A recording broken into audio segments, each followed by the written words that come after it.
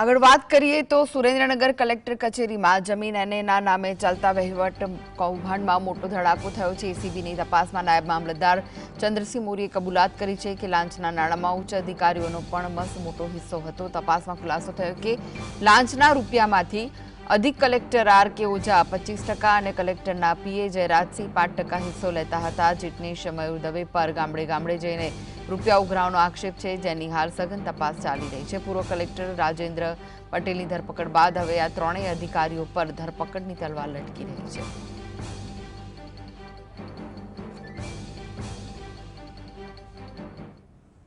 તો આ વિશે વધુ માહિતી માટે જોડાઈ ગયા છે સુરેન્દ્રનગરથી સંવાદદાતા ફઝલ। શું વિગતો મળી રહી છે આ સમગ્ર મામલે? ખાસ કરીને સુરેન્દ્રનગરમાં ઈડી વિભાગ દ્વારા દરોડા પાડવામાં આવ્યા હતા અને 7 દિવસ પહેલા જે નાયબ મામલતદાર ચંદ્રસિંહ મોરી છે તેની અટકાયત કરી લઈ અને 2 દિવસ પહેલા તેને કોર્ટમાં હાજર કરવામાં આવ્યો હતો અને તેનો રિપોર્ટ છે તે કોર્ટ સમક્ષ મૂકવામાં આવ્યો હતો, જેમાં સુરેન્દ્રનગરના પૂર્વ કલેક્ટર રાજેન્દ્ર પટેલ અને જે આરએસી એટલે કે અધિક કલેક્ટર આર.કે. ઓઝા અને આજે ચીટનીશ છે મયુર દવે તેમના દ્વારા પણ જમીન એને મુદ્દે કૌભાંડ આચરવામાં આવતા હોવાનો રિપોર્ટમાં ધડાકો થયો હતો।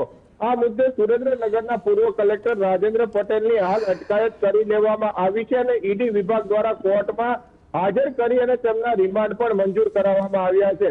હાલ તપાસનો ધમધમાટ છે તે ચાલી રહ્યો છે અને પૂછપરછનો દોર પણ યથાવત છે। ત્યારે હવે સુરેન્દ્રનગર કલેક્ટર કચેરીમાં જાણે જમીન હેતુફેર કરાવવાનું સૌથી મોટું કૌભાંડ ચાલતું હોય તે પ્રકારની શંકા છે તે હાલ વ્યક્ત કરવામાં આવી રહી છે। જે જમીન હેતુફેર કરવાની ટકાવારી નક્કી કરવામાં આવી હતી, જેમાં સુરેન્દ્રનગરના પૂર્વ કલેક્ટર રાજેન્દ્ર પટેલને 50% રકમ આપવામાં આવતી હતી। જે અધિક કલેક્ટર છે તેમના ખીચામાં અને તેમના ગજવામાં પણ 25% જેટલી રકમ જતી હતી। મયુર દવે છે કે જે પોતે ચીટનીશ અધિકારી તરીકે ફરજ બજાવે છે તે પણ આ લાંચમાંથી 10%ની રકમ વસૂલતો હતો અને આ ઉપરાંત આ જે સુરેન્દ્રનગર કલેક્ટરના પીએ જયરાજસિંહ છે તેમને પણ 5% જેટલી લાંચની રકમ લેતા હોવાનો ધડાકો થયો છે। આ સમગ્ર મુદ્દે તપાસનો ધમધમાટ ચાલી રહ્યો છે। સુરેન્દ્રનગર જિલ્લા કલેક્ટર કચેરીમાંથી હાલના તબક્કામાં જે કિંમતી જમીન એની ફાઇલો છે તે જપ્ત કરવામાં આવી છે અને તપાસનો દોર યથાવત કરી દેવામાં આવ્યો છે। ટૂંક સમયમાં હવે અધિક કલેક્ટર આર.કે. ઓઝાની પણ ધરપકડ થવાના આધાર છે તે હાલ વર્તાઈ રહ્યા છે। આ ઉપરાંત જે મયુર દવે છે તેની પણ અટકાયત કરી અને તેની પણ પૂછપરછ થવાની સંભાવના છે। આ ખાસ કરીને જે મયુર દવે છે તે ગામડે ગામડે જતો હતો અને ખાસ કરીને જે વહીવટના પૈસા છે તે ઉઘરાવતા હોવાની પણ ચર્ચા છે તે હાલ સેવાઈ રહી છે।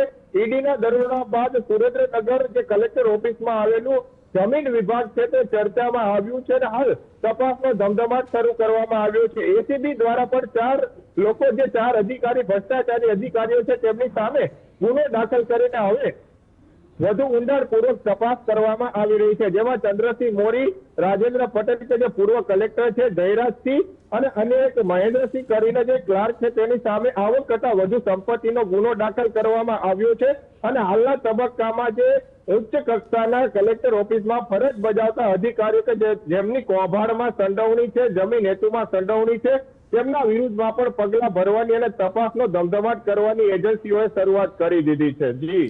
જી આભાર ફઝલ સમગ્ર માહિતી